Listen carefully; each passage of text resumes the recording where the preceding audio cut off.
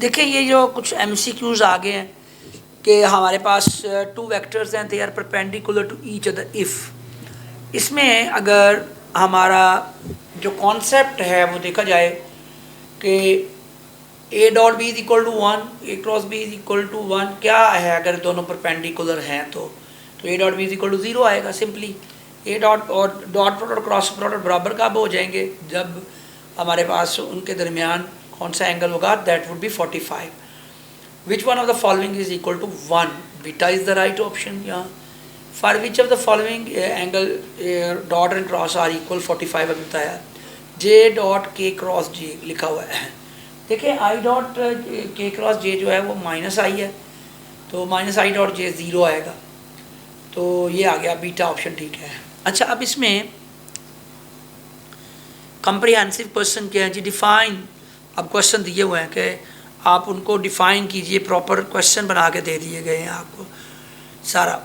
और इसी तरह जो हमारे साथ ऐड कर दिए गए हैं जी शॉर्ट क्वेश्चंस वगैरह और लॉन्ग क्वेश्चन। इस तरह ये मैंने कुछ टेक्स्ट बुक की एक्सरसाइज के MCQs की की बना दी है कि ये आपकी टेक्स्ट बुक की है।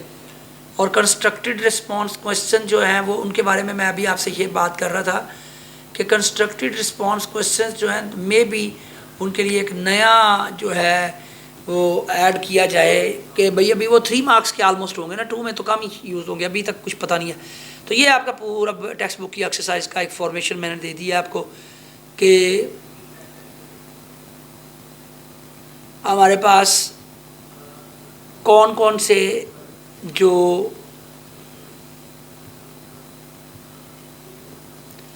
चैप्टर्स होंगे। ये एक आपका फॉर्मेशन है बेटा कि MCQ short question, comprehensive questions हैं। और इसी तरह से यहाँ लिख दिया कि कुछ चीज़ें टीचर्स के लिए करने की हैं, कुछ स्टूडेंट्स के लिए।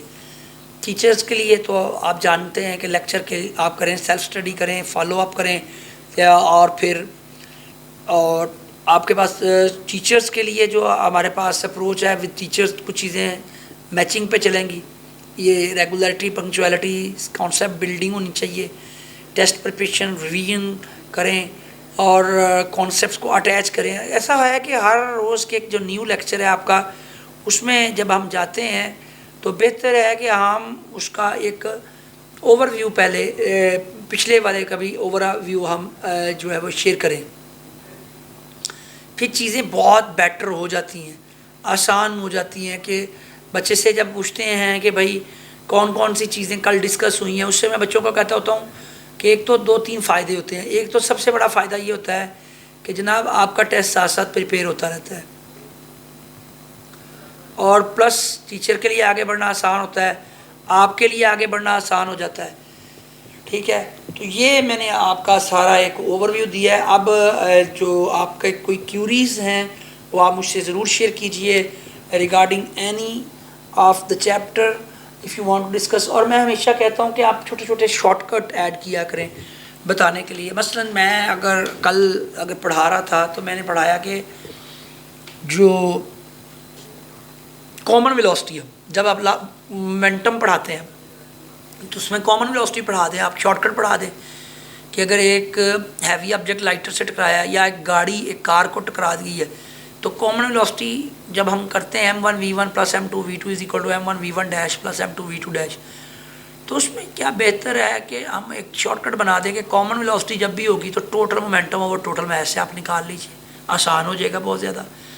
तो मतलब ये इसी में कुछ ट्रिकी MCQs शामिल करें, आप ट्रिक बेस्ड MCQs शामिल करें। मसलन मैं क्वेश्चन करवाता हूँ प्रोजेक्टाइल में कि मैं कहता हूँ आप projectile is launched at 30 degree with a speed of 30 metre per second, time to reach maximum height. अब बच्चा क्या लगाएगा फार्मूला? वो फार्मूला लगाएगा T is equal to 2vi sin theta over g और 3 सेकेंड आंसर निकालेंगे 99% बच्चे। हालांकि आंसर जो है वो 1.5 सेकेंड है। क्या वजह है कि बच्चा टाइम ऑफ फ्लाइट का फार्मूला लगाएगा। आपने क्वेश्चन में कहा है time to reach maximum height, तो वो तो T is equal to vi sin theta over g बनेगा, उसमें 2 नहीं आएगा, 2 पे डिवाइड कर दें। कहने का मकसद है कि आप अपने लेक्चर में ट्रिकी MCQs ज़रूर ऐड किया करें, शॉर्टकट्स, ट्रिकी MCQs ऐड करें, उससे चीज़ें बहुत ज़्यादा स्मूथ हो जाती हैं आपकी। समझ गए बात को? तो और आपका जो लेक्चर है वो भी बड़ा ही कॉम्प्रिहेंसिव बन जाता है और इफ़ेक्टिव बन जाता है। जी सर, अब आप वन बाय वन कोई चीज़ जो डिस्कस करना चाहते हो प्लीज़ ज़रा बताइएगा। मैंने मैक्सिमम बातें आपसे शेयर की हैं। जी, आप अपने आप को अनम्यूट कर सकते हैं और बात कर सकते हैं। जी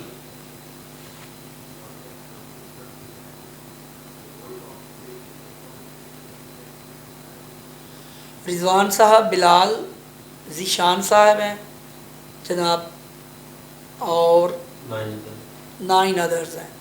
अदनान असलम हैं, बिलाल मुनीर, चौधरी अरशद, मुख्तार अहमद, रिजवान, सलमान मंजूर साहब, समीउल्लाह। आप कोई बात करेंगे तो मुझे अच्छा लगेगा। जी रिजवान साहब। रिजवान साहब बोलिएगा, हम आपको सुन पा रहे हैं। जी सर, आवाज़ आ रही है। मैं अपना स्टडी कर रहा हूँ, देखता हूँ कोई चीज़ मेरे दिन में आती है, मैं आपसे पूछता हूँ। जी जी जी। तो बाकी किसी ने कोई बात करनी हो, क्वेश्चन पूछिए, वरना मैं आपसे क्वेश्चन ज़रूर पूछने लगा हूँ अभी।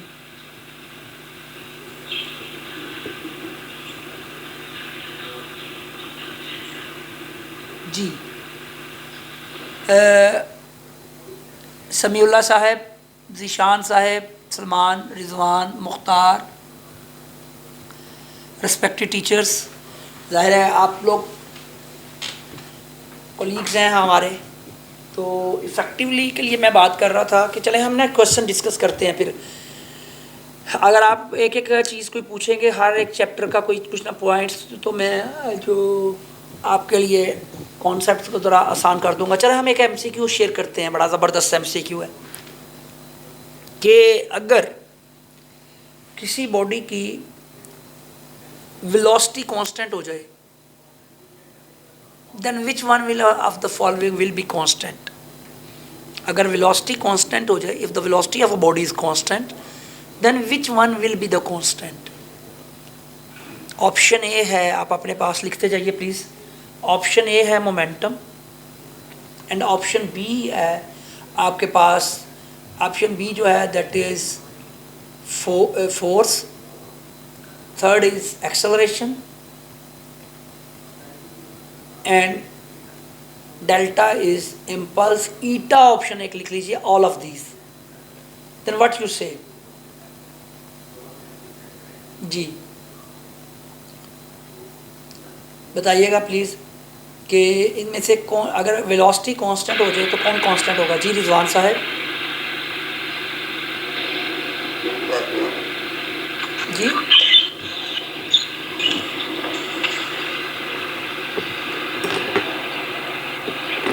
जी सर, बता रहे थे आप रिजवान साहब, अगर वेलोसिटी कांस्टेंट होगी तो कौन कांस्टेंट हो जाएगा? मोमेंटम,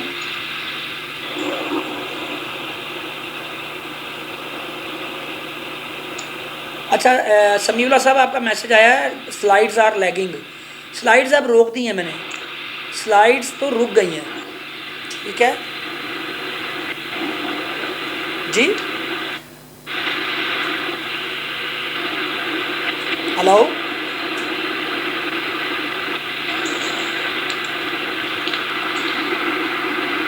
स्लाइड स्टॉप लिख दिया ना आपने, तनवीर साहब आप लिख रहे हैं स्लाइड स्टॉप।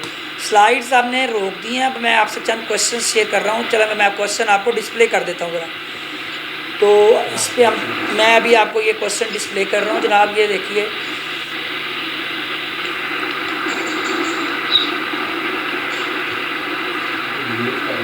आप म्यूट कर लीजिएगा प्लीज़, आप प्लीज़ म्यूट कर लीजिएगा। लें जी, क्वेश्चन आपके सामने आ गया जनाब। लें जी, ये फ़ाइल मैं आपसे शेयर भी कर दूँगा। These MCQs will make your lecture very effective. Sir ये स्क्रीन शेयर कर दीजिए।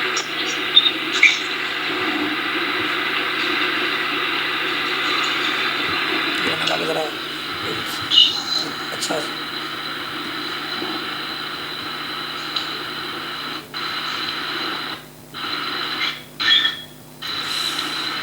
ये करेगा।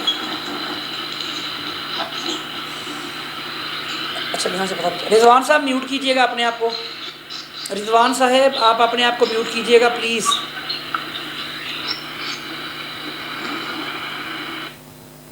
चलिए थैंक यू। अब मैं अर्ज़ कर रहा हूँ, ये क्वेश्चन नंबर 1 है आपका, ये क्वेश्चन लिखा है, जरा देख लेता हूँ मैं इसको। तो जनाब आपकी बिल्कुल स्क्रीन पे नज़र आ रहा है, मैं इसको थोड़ा और भी मैग्नीफाई, हाँ ये क्वेश्चन है जी पहला, a body whose momentum is constant it must have constant, इसको कर लेते हैं रिवर्स। अगर एक बॉडी का मोमेंटम कांस्टेंट हो जाए तो क्या कांस्टेंट होगा? ऑप्शंस लिखी हुई हैं, फोर्स, वेलोसिटी, एक्सेलरेशन, या सारे कांस्टेंट हो जाएंगे? जी मैं म्यूट तो नहीं हूँ जी।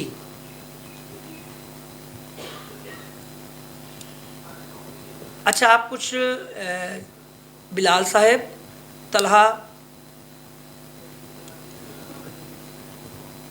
आप प्लीज़ अपने आप को अनम्यूट किया करें, कोई आप बात किया करें, क्यों? Because it is just the sharing of the knowledge. ये सारी चीज़ें जो मैं आपसे शेयर कर रहा हूँ ये तो एक नॉलेज की शेयरिंग है, और आपके लिए थोड़ा सा एक रोड मैप आपको दिया जा रहा है कि how you have to proceed. तो बात ये है कि आप अपने आप को अनम्यूट कर लें और फिर बताइए जो चीज़ें हमने शेयर की हैं न्यू कोर्स कंटेंट के बारे में, आपके क्या व्यूज़ हैं, कुछ चीज़ आप बताना चाहते हैं, या फिर मैंने ये किया कि मैंने कहा मैंने एक तो क्वेश्चन शेयर कर लेता हूँ ताकि आपकी चीज़ें जो हैं वो ज़्यादा अच्छी हो जाएं, वो हम शेयर कर पाएँ। और मैंने एक चीज़ ऐड की है कि आप अपने लेक्चर्स में ज़रूर MCQs ऐड किया करें, शॉर्टकट ऐड किया करें। जी I am listening sir, please who is going to participate please, मुझे अच्छा लगेगा। बिलाल साहब, मोहम्मद उस्मान है जी, बिलाल साहब बोलिएगा प्लीज़। जो बात बोला उसमें जो वेलोसिटी का मोमेंटम है वो कांस्टेंट रहेगा, अगर फोर्स लगेगी तो वेलोसिटी भी चेंज हो जाएगी जी जी और एक्सेलरेशन तो मतलब जब वेलोसिटी में को चेंज आएगा तो ये ऑल ऑफ चीज़ अगर जो है सेम होंगी, मेरे ख्याल से जो मोमेंटम है वो कांस्टेंट रहेगा। यू से delta is the right option, good. आप कह रहे हैं डेल्टा ऑप्शन ठीक है पहले क्वेश्चन का, ठीक है। एनीवन एल्स विद, जी जी, anyone else with a different option? जी जी जी सर। एनीवन एल्स, आप कुछ कह रही थी मैडम? सर मैं कह रही हूँ मोमेंटम कांस्टेंट तब होता है जब वेलोसिटी कांस्टेंट हो। ठीक है, सही है। आपका एक्सेलरेशन है जी, एक ने आप में से चार्ली ऑप्शन कहा है, एक ने बीटा कहा है और एक ने डेल्टा कहा है। ये तो कमाल हो गया वैसे, ज़बरदस्त। देखिए कितना खूबसूरत सवाल है, फिर इसका मतलब है कि, और समीउल्लाह बाजवा साहब कह रहे हैं delta is the right option, very good जी। Anyone else who wants to participate, मुझे अच्छा लगेगा। उस्मान साहब, यू से एक्सेलरेशन, गुड, सही है जी। कोई एक्सेलरेशन आप ये लैंग्वेज यूज़ किया करें, अल्फ़ा बीटा चार्ली डेल्टा, बच्चे को भी कहा करें, उससे चीज़ें ज़रा आसानी से समझ आए। ABC मिक्स होता है, ठीक है, ये एंटी टेस्ट की लैंग्वेज है, अल्फ़ा बीटा चार्ली। अच्छा अब मैं ऐड करता हूँ, ज़रा सुनिएगा please. Beta is the right option, Samiullah साहब अब सुनिएगा गौर से। अब आप म्यूट करें, मैं आपको सारी बात बताता हूँ, फिर आप मुझसे आर्ग्यू करेंगे, क्वेश्चन पूछेंगे, मुझे बहुत अच्छा लगेगा। अब आप मेरी बातें सुने please. Beta is the right option, sir क्यों? पहली बात तो ये है जनाब, P is equal to mv है, तो मोमेंटम कांस्टेंट है तो वेलोसिटी कांस्टेंट होगा। अब बाकी सबको तीनों को मैं निगेट कैसे करूँगा वो भी मैं आपको करके दिखाता हूँ। देखें जब मोमेंटम कांस्टेंट हो गया तो F is equal to delta P over delta T के मुताबिक मोमेंटम कांस्टेंट हो गया तो फोर्स ज़ीरो हो गई, डेल्टा P ज़ीरो हो गया ना, फोर्स ज़ीरो हो गई। फोर्स ज़ीरो होने से कौन ज़ीरो हो गया? एक्सेलरेशन भी ज़ीरो हो गया। समझ गया? ये दोनों ज़ीरो हैं, दोनों अल्फ़ा और चार्ली ज़ीरो हो गए हैं, लेकिन हमें तो कांस्टेंट ढूंढना है, तो beta is the right option. अच्छा अब आपके जहन में एक और सवाल आ सकता है, कई बच्चे, वो हमारा शॉर्ट क्वेश्चन था ना पहले 4.3, तो बच्चे कहते हैं ज़ीरो भी तो कांस्टेंट है, तो फिर मैं उसका जवाब देता होता हूँ भाई ज़ीरो ही तो कांस्टेंट नहीं है ना, 5 भी कांस्टेंट है, 6 भी कांस्टेंट है, लिहाजा जब कांस्टेंट आए तो उसका मतलब कांस्टेंट है। समझ गया है बात को? और अगर ज़ीरो है तो उसका मतलब ज़ीरो है। तो please make it clear, it is a good question. और इसका ऑप्शन जो था दैट वाज बीटा, ये आपका बीटा ऑप्शन बन रहा था, ठीक है जी। अच्छा, एक दो क्वेश्चन और ट्रिकी शेयर करते हैं अगर आपको, बस मैं सिर्फ वैसे चाहता हूँ कि हम इंटरेस्टिंग बना दें चीज़ों को ज़रा, और ऐसा कुछ नहीं है, ज़ाहिर है आप चीज़ों को बेहतर तरीके से जानते हैं।